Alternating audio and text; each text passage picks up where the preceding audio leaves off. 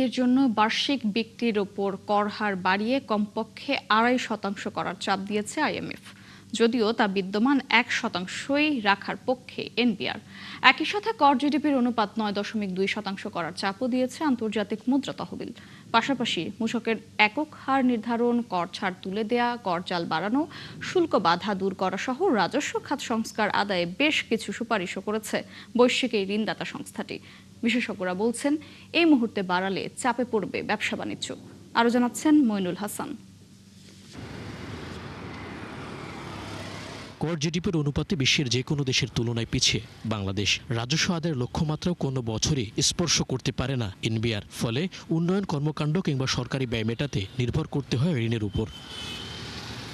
তবে এ নিয়ে আসছে বাজেটেও সরকারের আয় বাড়াতে নানামুখে চাপ দিচ্ছে আইএমএফ। যেমন কোম্পানি ও ব্যক্তির ক্ষেত্রে টার্নওভার কর হার ১ থেকে বাড়িয়ে ২.৫% করার চাপ দেওয়া হচ্ছে। যদিও সার্বিক দিক বিবেচনা করে এখনই টার্নওভার কর ২.৫% করার পক্ষে নয় এনবিআর।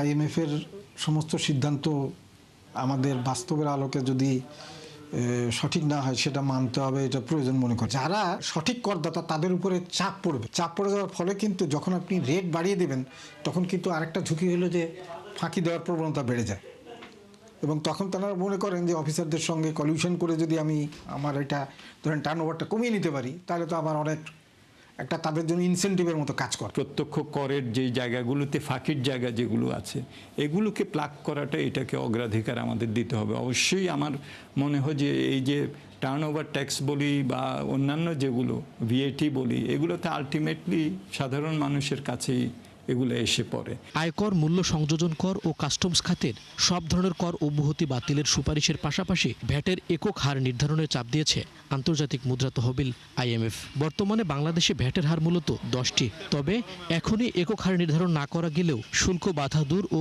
মূসক থেকে রাজস্ব বাড়ানোর পরিকল্পনার কথা জানানো হয় এনবিআর এর পক্ষ থেকে। আর 2% পয়েন্ট বাড়িয়ে কর জিডিপির অনুপাত 9.2% নিয়ে যাওয়ার চাপও রয়েছে নতুন বাজেটে।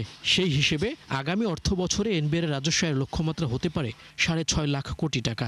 ট্যাক্স জিডিপি রেশিওর ব্যাপারে যে 6.9 থেকে 9.2-তে বাড়ানোর কথা বলছেন, এইটা বর্তমান যে আমাদের আর্থিক অবস্থা, সার্বিক যে আমাদের সামষ্টিক অর্থনৈতিক অবস্থা, সেটাতে এটা সম্ভব হবে বলে আমার কাছে মনে হয় না। এমনকি মনে হয় যে 7.5-এও যাওয়া সম্ভব হবে না বাস্তবভাবে। চলতি অর্থ বছরের 8 মাসে এনবিআর এর রাজস্ব ঘাটতি ৭১,০০০ কোটি টাকা।